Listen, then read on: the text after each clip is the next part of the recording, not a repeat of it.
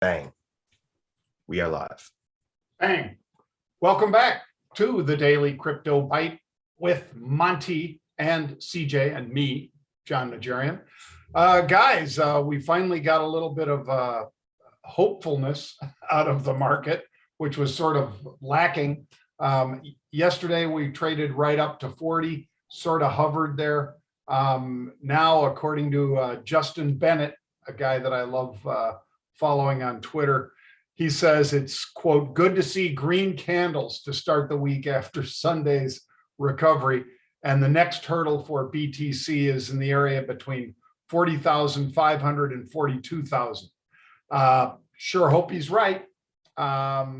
We all know that these former support areas become resistance, and we did get through some of the resistance, but it's been really, we're going right up against it over and over again rather than bursting through. But I don't think his levels are wrong. How about you guys? I don't think he's wrong at all, John. Like you mentioned, those critical levels of support are now acting as resistance. CJ talked about this yesterday. I just want to reiterate his point quickly about this 20-period smooth moving average and the 200-period simple moving average. Both of these have, historically been levels of support during bull markets and also resistance during, neutral and bearish markets. So as you can see right now, that smooth moving average is meaning exactly where we're at with price. We also have that critical level of 42K from the TD sequential indicator. So yeah, I would agree that, going forward, the most critical level for Bitcoin is 42K. And until we can break above that, we're kind of in this little area of limbo where we're hovering just above 40, but just below 42. And traders seem like they're showing a bit of indecision currently. Yeah, certainly seems like, both crypto and the stock market for that matter. I mean, we're right testing our trend line for the S&P 500 as well, guys. So, for all of the Peter Schiffs or anybody else that wants to shoot at cryptos, regular finance is having just an undecided lack of commitment as well. Individual stocks, yeah, there are some just boomers in there, but as far as the overall market, yeah, we kind of hit a new high every so many days, just by a couple points. It's like Alexiev. You guys remember that guy, the weightlifter Alexiev? Too young, I guess. There used to be this huge Russian weightlifter in Olympic lifting, they call it, the clean and jerk and the snatch. And Alexiev was best in the world, held more world records than anybody, and he got paid for breaking records. So he would break them by the minimum that he possibly could. So, he's not going to go from 500-pound jerk to 540 just because he can. He's going to do it by 1.25 pounds or whatever the minimum that they could put on additional, so he could break it again and again and again and again, because he knew he could do 550 or whatever. So I once saw him when he was hurt. One of his shoulders was hurt or something. He did, I think it was 275 with a single arm, like this, yeah, but it was the whole bar, the 7-foot Olympic bar. And he snatched it from the floor and snapped it overhead like that with one arm. I really like that Russian weightlifter analogy to the behavior of the U.S. stock market. I really like that, John. Well, we do have Biden meeting with Putin today in Switzerland, too. That can only go well, right? He's already been making fun of the dude before he even sits down with him. And I don't mean our president for Vlad. Vlad's sitting there going, oh, you guys, we all know that Russia has some bad operators, let's call it, and that they probably, if they don't stand to benefit from what these guys do, they probably don't mind them tweaking the United States with the colonial pipeline or any of these other hacks. They probably don't mind because it's kind of like a veiled threat, maybe not even very veiled, that we could get you guys anytime we want. When it gets really hot, we'll shut off your electricity. How's that? So Hopefully it focuses us on infrastructure of the sort we need rather than just critical race theory, which just divides us, I think. I mean, getting a better infrastructure, going back to first world standards for bridges and airports and internet and things like that, far more important than some of these things. That's just one man's opinion. Yeah, it'll be interesting to see what comes out of that, John. I want to go back to your analogy about comparing sort of crypto with the traditional equity markets, because CJ and I do that quite often. And I think there are a lot of parallels in that comparison, where you kind of have Bitcoin as the S&P, which, although it's performing well, it's not doing anything too exciting. And like you said, John, we're seeing a bit of indecision. But CJ, we did see a lot of alts perform very well over the weekend. And even into yesterday, we had some alts like Luna, Matic, and a few others performing very well. AMP. Yeah, AMP. Lots of people are asking about that. So, yeah, what are your thoughts? I kind of use your mood as a sentiment gauge, and you seem like you're in a pretty positive mood today. So, you want to share about how you're feeling about the market? So that's a contrarian indicator or No. Like whenever you're in a good mood, that means the market must be, there must be something positive that you're seeing in the market. This is what I think is what is positive about the market. I really like the bottoming pattern. I think we've put in some really nice lows below like 30K.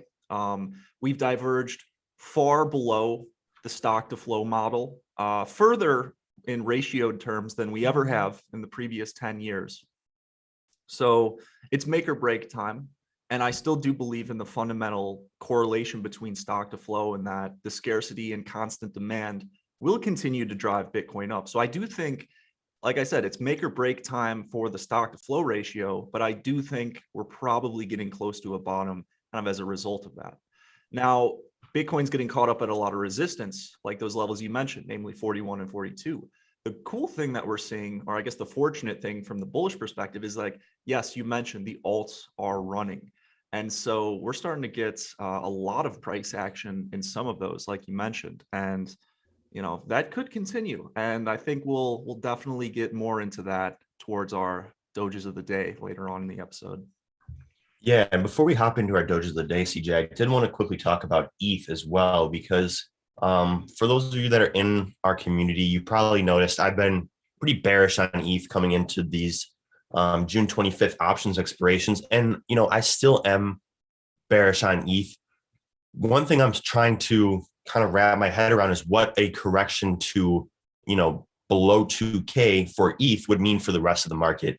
And I think some alts, particularly DeFi assets, maybe like Comp Maker, would also see a similar sell-off. But for the most part, I think Bitcoin would be unaffected. I keep talking about this, but I do think it's going to be critical going forward. Take a look at this ETH chart and where the 200 period moving average is, relative to current price. And then I'm going to flip back to the Bitcoin chart and show the same thing. I am expecting eventual parity between these two metrics. And it seems to me like the most likely time for that confluence to finally happen is when those options do expire on June 25th, because last time we saw an options expiration for ETH of a similar magnitude was at the beginning of this massive sell-off on May 12th. So as you can see, we saw some, tremendously bearish price action following those options expirations. And this time around, there's even 30% more open interest for this expiration. So the effect could be even more profound. But ultimately, I think that, ETH is just due for a correction, and that if this does happen, it won't too significantly affect the price of Bitcoin. I think potentially Bitcoin could even hold a price above 40K with ETH correcting back down to 2K. But the story for the alts, that's a completely different story. I think, like I said, DeFi assets would be hit particularly hard by a correction in ETH. That's very interesting, because we don't typically see ETH just fall and decouple from Bitcoin. And it's not looking horrible in terms of like a technical setup when compared to Bitcoin, in my opinion. But, let's ask a question to Dr. Doge, because I want to inquire about that relationship of open interest and puts. And, is it the tail that wags the dog, or vice versa? What's in that relationship? Does it influence price having a large put open interest? As we've seen, and for all of you who aren't as familiar with open interest and talk like that, open interest is every time, like if there were no open interest at all, and CJ sold Matt or Monty some puts, that would create an open interest of the exact amount of contracts that CJ sold to Monty. And then you multiply that by all the different participants in the market. So in other words, unlike stocks, there's an unlimited supply of options. You can write more options, write meaning sell, more options even than shares if you decided to. In many cases, to avert problems with that, they set a position limit on how many contracts a given trader could buy or sell in hopes of not having a Hunt Brothers sort of cornering the market situation. So when you have a very large open interest and it's close to where the market is trading, many of us view that as almost like a magnet, that the people, like in that example I gave, CJ selling Monty those puts, he will get nervous, as will his clearing firm, whether it's Coinbase, Deribit, or whomever. His firm would get nervous even before CJ gets nervous, as the market would trade down to that level. Because again, you've heard us say it many times, that will cause the leverage that he has employed to become more and more problematic for the firm as well as for CJ. They'll go through his money real fast, but they don't want to go through Deribits or FTX or any of these other firms will basically shut it down fast. So because of that sort of magnetic pull down to a really big open interest, many of us thought that's what happened in March when Ethereum had that 17% drop. But as I said yesterday, CJ, it also had, right after that 17% drop, a 60% jump. Not in a day or two, but I mean, very quickly from that $1,500 level, over 2,000, over 2,400 and so forth. So I think it's worth noting and paying attention to, like you guys have.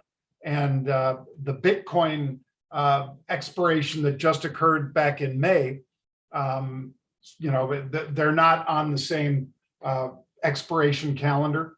So Bitcoin expires in May. It won't expire now again until August, as far as a new Bitcoin big open interest that we have to worry about and so forth. But accurately said, guys, June 25th is when these Ethereum options come off.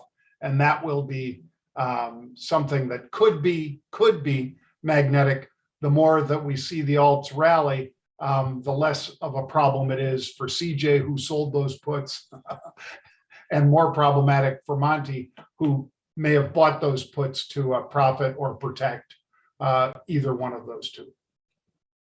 I think you made a great point, John, while you're speaking there, and I want to elaborate on that. And that's what happens after the options expiration. Historically, what we've seen, we talk about that 60% rally for ETH. And I do agree that after this options expiration, that will be a lot of sell pressure alleviated off of ETH, almost like a weight lifted off its back. And I do think that, after we retest 2K, this thing could really start to run again. I'm standing by my prediction of 10K by end of year. But right now, to me, ETH just looks, from a technical perspective, pretty vulnerable to a somewhat significant correction. And it just seems like that options expiration could be the catalyst. But afterwards, John, then I'm going to buy back into ETH pretty substantially, because I do think that it's going to run after that options expiration. Yeah, and I agree. And how do you play that then, folks? You don't have to set yourself up for it before it happens, but you could have a limit price, whatever moving average you want to insert, or just a straight out level, and say, you know what, if it gets to 2,000, I want to pull the trigger on this, and do it. You don't have to have that order hanging out there. You can just watch it. As we've said, the expiration is known. It's the 25th of June. So if you see a whoosh to the downside for Ethereum, and many of the other alts will move right with it, by the way, I would say, have some levels picked out Many of us thought that we might even test or break 30,000 for Bitcoin not too long ago. Now that we're back up over 40, a little more comfortable. We'll see how long 40 holds and how long it becomes either a support or a resistance. But having those levels in mind before we get there will help you be able to pull the trigger when we get there. And then you could pat yourself on the back and say, save myself $500. I was going to pay 2,500. I bought it for 2,000. Now let's see. Yep, that is the best strategy. I use that myself on a daily basis. What do you guys say? Should we hop into our doges of the day? Because like we've been mentioning, some alts have been performing pretty well this week. So let's give the people what they're here for. Let's give them some doges of the day. Agreed. Who wants to kick it off today is the big question, guys. I think CJ should kick it off because I know his doge of the day today. Otherwise, he's going to say whatever I said. True. And I think it's a great pick, CJ. So take it away. The floor is yours. Yeah, we do have kind of a little batting lineup kind of going. So my pick's going to be DOT. Like what John had said yesterday on his pick of Uniswap, this one saw another significant jump in volume yesterday. A lot of buyers stepping in, seeing a little bit of profit taking right now, which leads me to believe this may go down to 22. But if you don't want to wait, I'm perfectly fine in getting in at this level at 24. But that volume is really nice to see. And like Monty said, we're seeing a lot of alts run. I think that we could see some similar price action potentially as like Link or some of the others that have performed well in the previous few days. Also, Voyager offers 8% interest if you hold DOT on their platform. I don't think you can get that anywhere else. So very competitive rates there as well for DOT, but that's going to be my doge of the day. Nice, CJ. Yeah, I like that play for a couple of reasons, but one thing you mentioned, that 8% interest.